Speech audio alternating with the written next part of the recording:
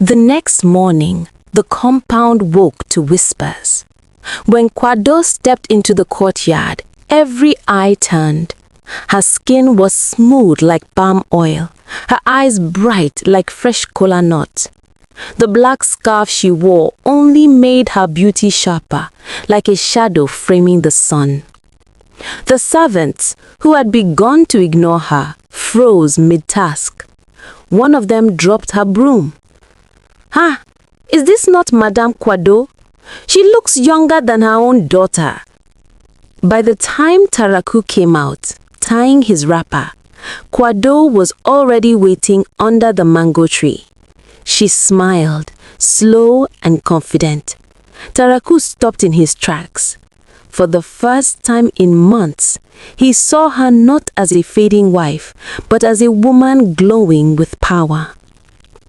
"Kwadoo," he whispered, the same way he once called Sember's name. That night, Taraku visited Kwadoo's room. Laughter returned to her heart, spilling into the compound like it used to. Sember noticed. Her smile did not reach her eyes anymore. She caught Taraku staring at Kwadoo during meals, nodding at her words and touching her arm as if he had rediscovered something he lost. At the next market day, Kwadoo arrived in a wrapper of deep blue with gold patterns. Heads turned. Traders greeted her with respect, even lowering their voices when she passed. "Have you seen her?" one woman whispered. "This is the Kwadoo of old. She has returned." "Ah, I'm brighter than before. Taraku is blessed indeed. 2 wives who can blind a man." That evening, in the village square, drummers struggled to choose their praise. Some beat their drums for Sember, the jewel of Taraku's eyes. Others raised their voices for Kwadoo, the moon that had risen again. The rivalry had spilled beyond the compound. The entire town began to take sides. Women argued in the market. Sember's beauty is real. Kwadoo's charm is deeper. Even children, while playing, teased each other. "My mother is on Sember's side. Mine follows Kwadoo." Taraku sat in the middle of this storm, his pride swelling. He laughed and said, "Let them talk. Which man in this land is greater than me? My compound carries 2 queens." But behind the laughter, the 2 wives were sharpening their smiles like knives. Sember rubbed her powder each morning, her skin glowing with fire. Kwadoo spread her black ointment at night, her beauty deepening like shadow. The compound could no longer hold their brightness together. Something had to break. Every morning, he walked to 2 women who glowed brighter than the sun. But what he did not see was the silent war growing sharper every day. It began with food. One afternoon, Kwadoo prepared pepper soup with fresh goat meat, spiced carefully with scent leaves. Just as Taraku was about to taste it, Sember walked in with her own steaming bowl of catfish pepper soup. "My husband," Sember said sweetly, setting it before him. "This one will clear your chest better than goat meat." Kwadoo's smile stiffened. "Eh? But does fish build strength like meat?" she asked sharply. Taraku, caught between them, laughed nervously and ate from both bowls. But that only encouraged them. The next battle was clothing. On market day, Sember wore a wrapper of deep green, her beads jingling with every step. She stood proudly beside Taraku as people praised her beauty. But before the praise could cool, Kwadoo appeared in bright orange lace, her head tie towering, her skin glowing like fresh palm oil. "Ah," villagers gasped. "How can one man house 2 queens? The gods have spoiled him." Taraku puffed his chest, grinning at the attention, while the women exchanged tight smiles, their eyes like daggers. The fiercest battle came during evening dances in the courtyard. One night, musicians were invited to play. Sember rose first, her waist moving like river waves. Taraku clapped, spraying her with money.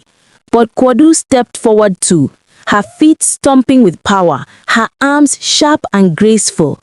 The drummers, confused, split their rhythm, some following Sember's flow, others beating for Kwadoo's fire.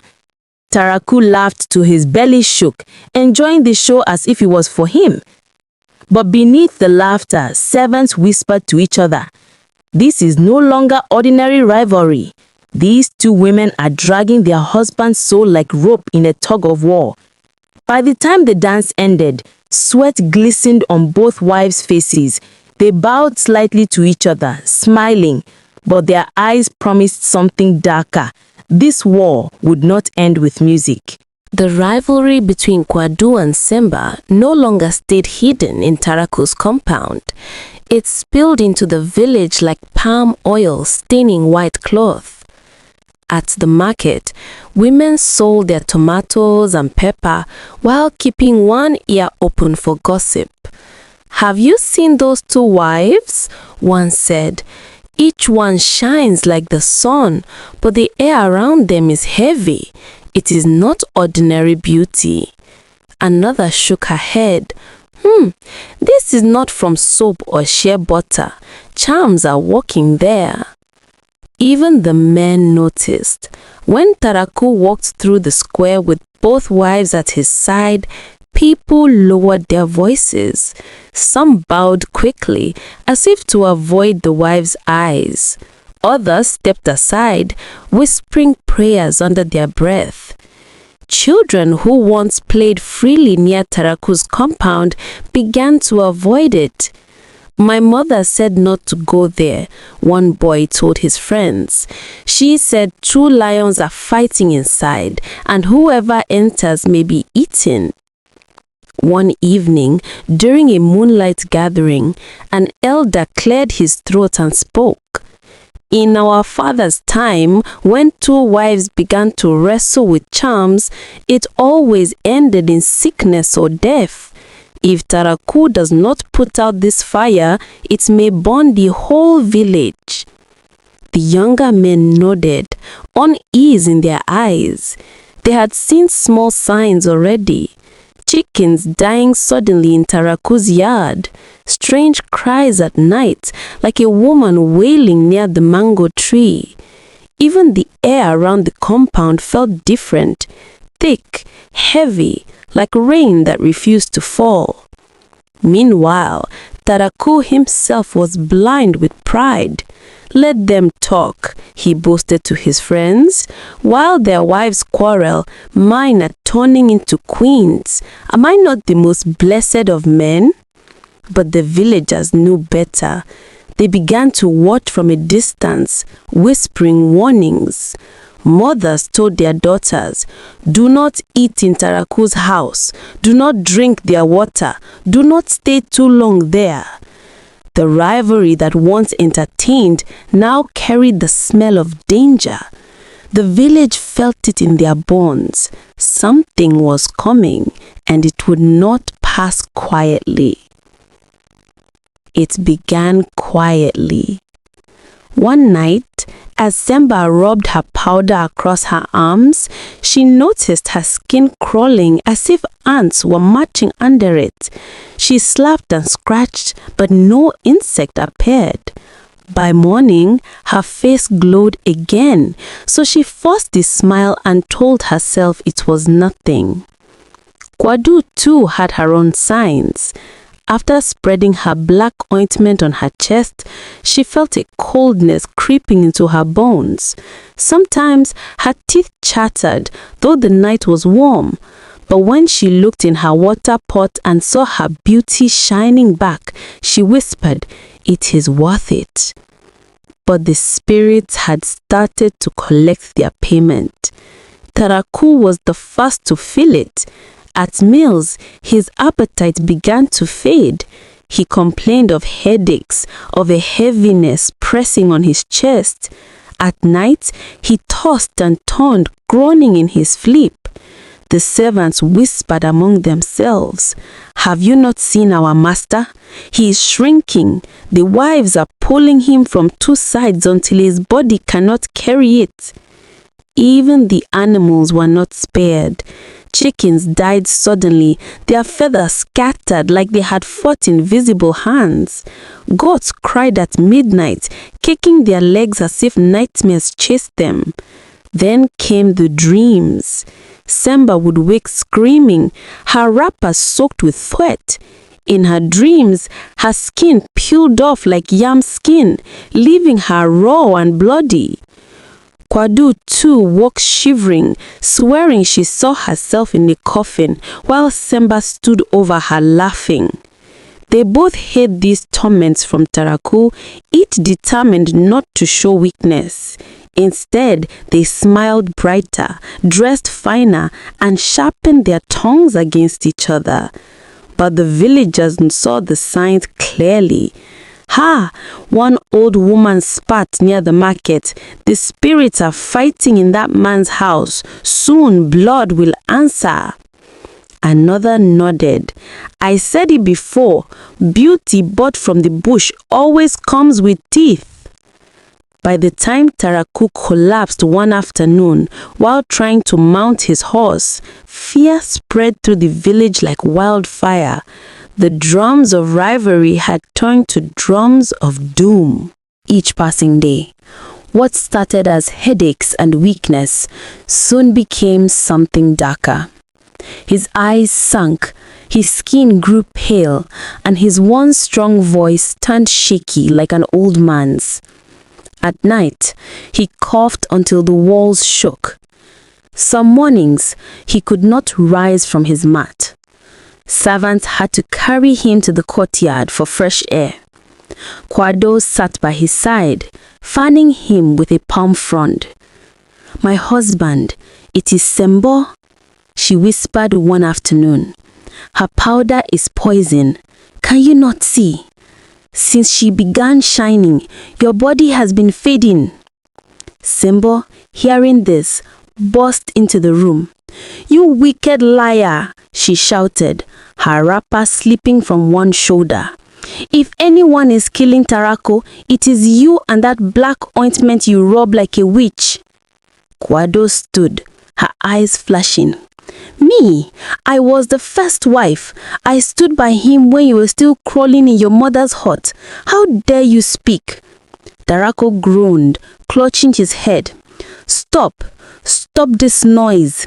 His voice was weak, barely above a whisper, but the women ignored him. Instead, their quarrels grew worse. At meals, if Kwadoo served food, Sember would snatch the bowl, saying, "Let me taste it first. Who knows what she has put inside?" If Sember brought water, Kwadoo would spit on the ground, hissing. "Better he drinks palm oil than touch that." The servants trembled, caught in the middle. Some began sneaking out of the compound at night to sleep in their family homes, afraid of the evil brewing. Meanwhile, Taraku's body wasted away. His once round cheeks shrank. His wrapper hung loosely on his frame. He could no longer attend council meetings, no longer boast of his 2 queens. At night, as he coughed blood into a rag, he muttered, "The gods are punishing me, but for whose sin?" The village began to murmur openly. Mothers covered their children's eyes when the wives passed. Old men shook their heads, saying, "This is no longer a household matter. If care is not taken, Taraku will not see the next moon." Inside the compound, the 2 wives sharpened their hatred like knives. Neither would bow, neither would confess. Each one swore the other was guilty, even as their husband's life drained away before their eyes. The compound was silent, too silent. Taraku lay on his mat, his breath shallow, like the last flicker of a dying lamp. His skin clung to his bones, his ribs rising and falling weakly. The once proud chief of Taraku village now looked like a man chewed by the earth before his burial.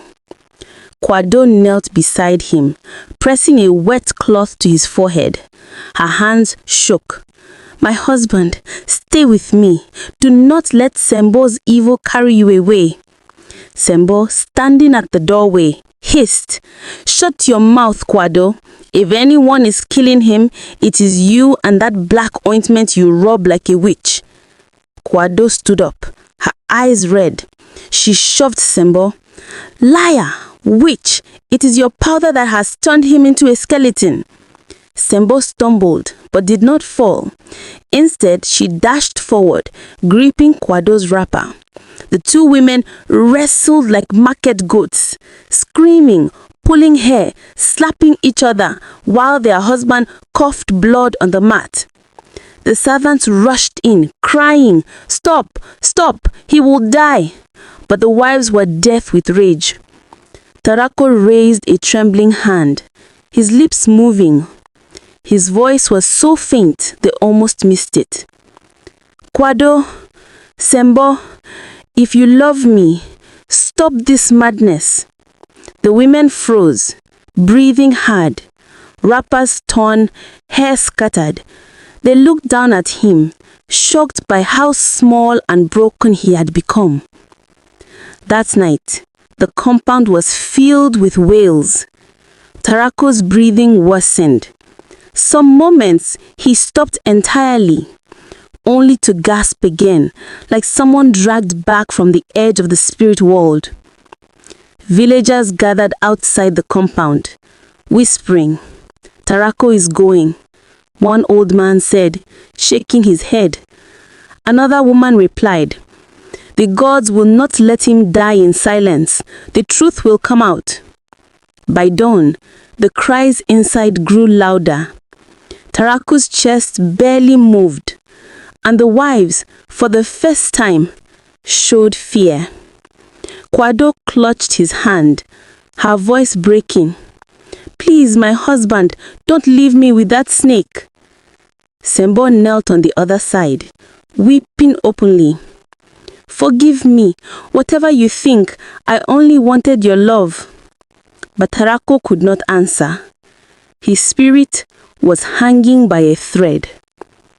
The whole village now knew, if nothing was done, by the next sun, Taraku would be gone. Before the cock crowed twice, the village was awake. Word had spread like wildfire. Chief Taraku was dying.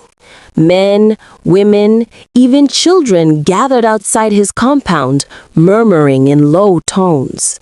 Some shook their heads, others spat on the ground.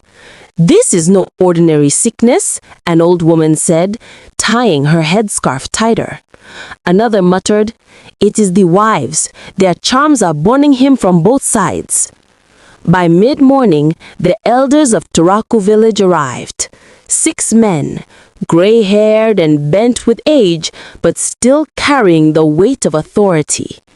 At their head was Elder Torkwase, the oldest of them all, his walking stick striking the ground with each step. They entered the compound without greeting, their faces set like stone.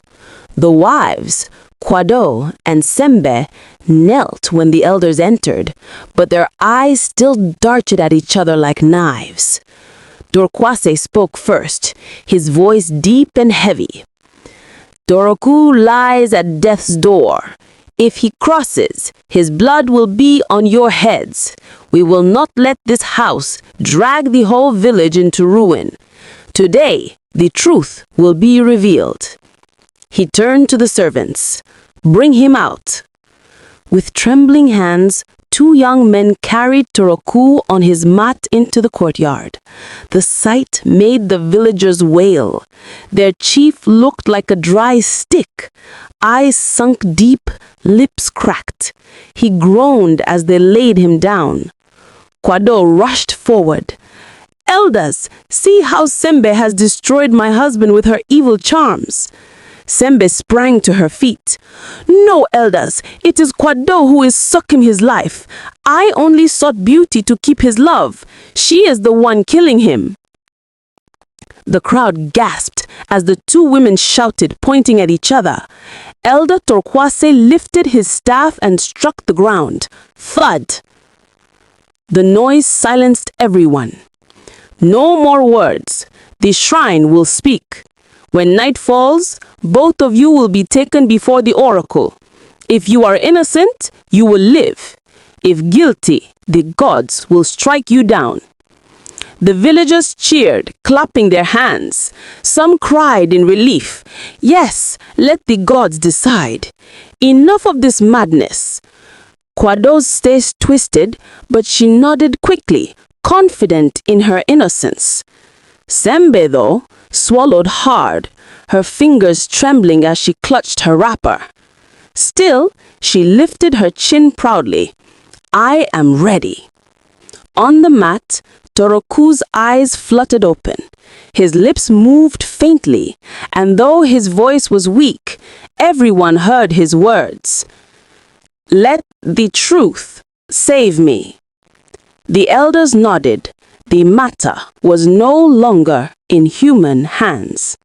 That night, the whole village prepared for judgment. That night, Taraku village held its breath. No drums beat, no fires crackled. Even the wind seemed to hush as the people gathered by the shrine of the oracle. The shrine stood at the edge of the forest, its walls made of mud, its roof heavy with palm fronds. Cowrie shells and feathers hung from the doorway, rattling softly in the dark. Inside, the oracle waited. A hunched old priest with white chalk smeared across his face, his eyes shining like burning coals. Torches lit the compound, throwing long shadows on the ground. The villagers surrounded the shrine in a wide circle, whispering prayers and crossing themselves in fear. Then came the wives. Kwadoo walked first, her head held high, wrapper tied tightly across her chest, her hair oiled and neat. Behind her came Sember, her steps slower, her face pale in the firelight, though she tried to keep her pride. The people murmured as they passed. 2 women, 1 husband, 1 sickness. Tonight, the gods will choose. Taraku himself could not walk. The servants carried him again on a mat and laid him at the front of the shrine. His breathing was faint, like a lamp almost gone. The oracle priest raised his staff, his voice cutting through the night. Spirits of the land, spirits of the water, spirits of the ancestors, hear us. 2 women stand accused of using forbidden charms. 1 lies, 1 speaks truth. Show us the guilty one. He took a calabash of water mixed with herbs, shook it, and poured it onto the earth. The water sizzled as if poured on fire. The villagers gasped. Then he turned to the wives. Step forward. Kwadoo stepped boldly, her chin raised. Sember followed, her hands trembling, though she tried to hide it. The priest placed a small god between them. Whosoever speaks false, let this god burst in her hands. Kwadoo grabbed it first. Her voice rang out clear and sharp. By the spirits of my mother's womb, I am innocent. I never sought my husband's death. I only used beauty to keep his eyes from wandering. She lifted the god high. Nothing happened. The villagers murmured. Then Sember reached for it. Her lips quivered as she spoke. I too am innocent. I never wished him harm, only to hold his heart. For a moment, nothing happened. Then, crack! The god split in her hands, spilling foul-smelling liquid onto the ground. The crowd screamed. Some fell to the ground, covering their heads. The oracle's eyes flashed. The spirits have spoken. Sember, you are guilty. Your charm carries death, and your husband has paid the price. Sember staggered back, her wrapper slipping. No, no, it is a lie. The spirits deceive you, she wailed. But her voice was drowned by the crowd shouting curses. Kwadoo dropped to her knees, tears running down her cheeks. Save my husband's spirit. If it is her evil, let it be removed. The oracle poured another calabash of water over Taraku's body. For a long while, nothing moved. Then Taraku coughed a deep, painful sound, but his chest began to rise with more strength. The people shouted in amazement. But Sember, her beauty started to fade before their eyes. The glow left her skin, her head turned rough, her face aged like a withered fruit. She screamed, clawing at her own cheeks. The night of judgment had come, and the gods had chosen. The night of judgment did not end with the gourds breaking. As the villagers watched, Sember's body shook like a leaf in a storm. Her once smooth skin cracked. Her glow vanished. Her beauty crumbled into something twisted and old. She fell to her knees, grabbing at the ground as if it could swallow her.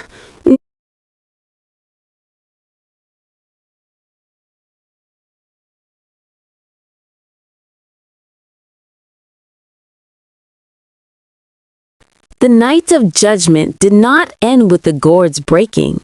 As the villagers watched, Sember's body shook like a leaf in a storm.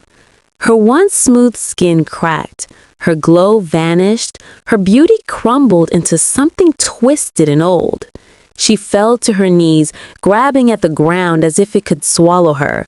"No, no, I did it for love," she cried, her voice breaking like dry wood. "I only wanted Taraku's heart. Why do the gods hate me?" But the people spat in anger. "You wanted more than his heart," one man shouted. "You wanted his life," another woman added. Children hid behind their mothers' wrappers, too frightened to look at her face. The oracle priest lifted his staff. "The guilty cannot live in the same land she has poisoned. By the spirits, Sember, you are banished. Leave this village before the sun rises, or the earth itself will swallow you." Sember wailed, tearing at her wrapper. She turned to Taraku, who now sat weak but breathing stronger. "My husband, say something. Tell them I was your favorite." But Taraku's eyes were heavy with sorrow. He whispered, "You were my shame." Those words broke her more than any curse. With a scream that echoed through the night, Sember stumbled out of the shrine yard, hair scattered, her bare feet pounding the dust. Some said she ran into the forest. Others swore they saw shadows swallow her whole. None saw her again. The next morning, the village awoke to a new peace. Taraku's coughs eased, his strength slowly returning. He could sit up, eat again, and even smile faintly. The people praised the gods and poured libation at the shrine. Kwadoo stayed by his side, feeding him, washing him, speaking softly. Her beauty was no longer just on her skin, but in her patience and loyalty. The villagers nodded to each other, saying the first wife was always the true wife. But they also spoke in warnings. Beauty from charms is like fire. It will warm you for a moment, then burn your house to ashes. Taraku himself, when he finally walked again, stood before the elders and promised, "Never again will I let rivalry destroy my household. The shame of this lesson will follow me to my grave." And so the story of Kwadoo and Sember was told across Taraku village for generations, a tale of envy, charm, and the judgment of the gods. The drums of rivalry had ended. The gods had the last word.